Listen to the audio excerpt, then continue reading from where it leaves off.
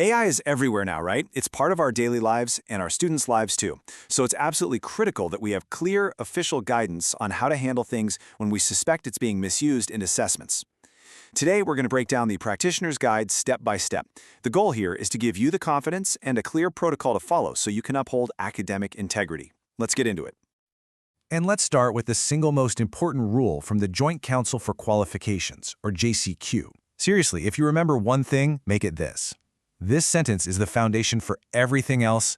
Undeclared AI use is malpractice. It's not a gray area. It's not up for debate. It's a clear line in the sand. So, here's our game plan for today. We'll kick things off by looking at the new reality we're all working in. Then, we'll get proactive with a prevention playbook. After that, we'll talk about how to recognize the warning signs. Then comes the really crucial part, the response protocol. And we'll wrap it all up by talking about the fair and supportive principles that guide this whole process. Okay, first up, the new AI reality. Look, this isn't about being anti-technology. It's about understanding our responsibility to protect academic integrity when the digital landscape is changing so fast. The JCQ guidance on this is crystal clear. And remember, these aren't just college suggestions, these are the national standards. The bottom line is, all work has to be the learner's own. Simple as that. If they do use AI, they have to declare it. No exceptions. They need to keep a copy of what the AI generated, and, this is key, they have to be able to explain exactly how they used it. It all boils down to two things: transparency and authenticity. So with those rules in mind, our first job is prevention.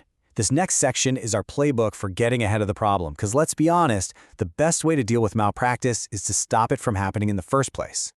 Probably the most powerful tool we have is the way we actually design our assessments. If you create opportunities for students to do authentic work, you get a really clear picture of what they can actually do, which makes it way easier to spot when something's off. Let me show you what I mean.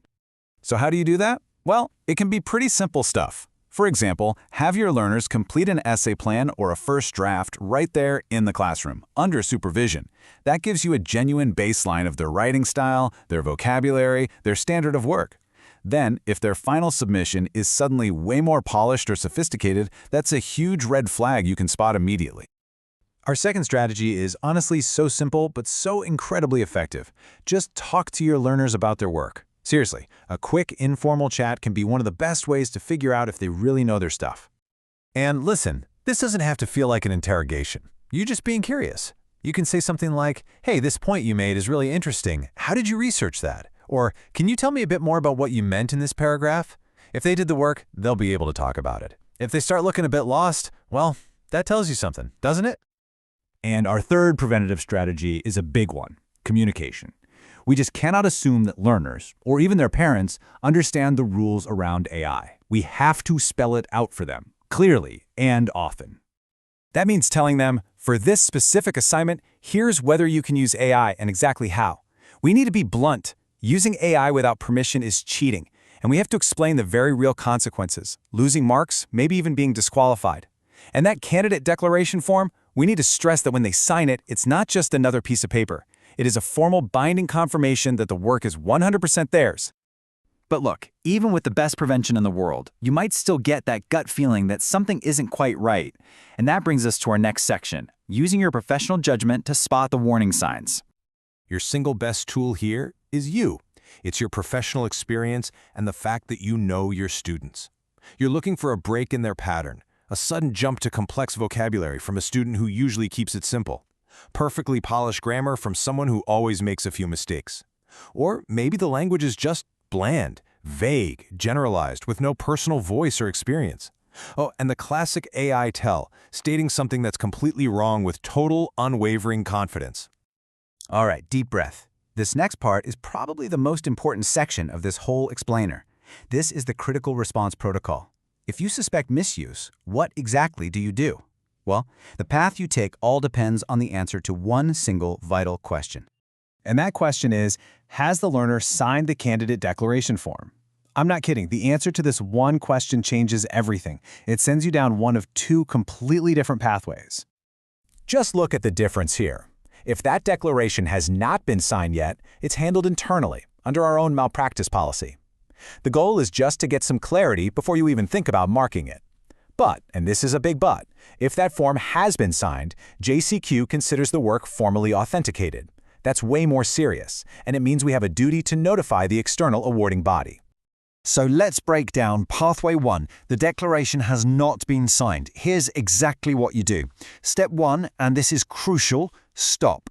Hold back from marking the work. Step 2, gather your evidence. Look at earlier drafts, Turnitin reports, anything you've got. Step 3, go and speak to the quality team. You'll find them in F119. Just raise your concern with them. And step 4, they will offer guidance and support you through the next steps. It's a measured internal process. Now, Pathway 2, the declaration has been signed. The game changes. The work is now considered formally authenticated. So your first step is to let the quality team in F1.19 know straight away. You'll need to collect and share all the evidence you have. From there, you'll need to complete the official JCQ paperwork. It's usually a form called M3. And then begin the formal process of liaising with the external awarding body. It's a much more formal procedure. Now, I know those protocols can sound a bit daunting, but it's so important to remember what's guiding this entire process. No matter which pathway we're on, our guiding principles are always the same: to be fair, supportive, and completely transparent. Our whole approach is built on support. The goal is never ever to penalize a student unnecessarily. Every single learner is treated fairly. They are always given a chance to respond and explain themselves. We make sure the process is consistent for everyone and that it's handled with compassion. So why do we do all this? Well, it really boils down to 3 ultimate goals. First, we have to maintain the integrity of our assessments and qualifications. Second, this is a teaching moment. It's about guiding learners toward ethical academic practice. And third, it's about making sure every single person is treated fairly and consistently. So, if I can leave you with one final thought, it's this: you are not alone in this. Not at all.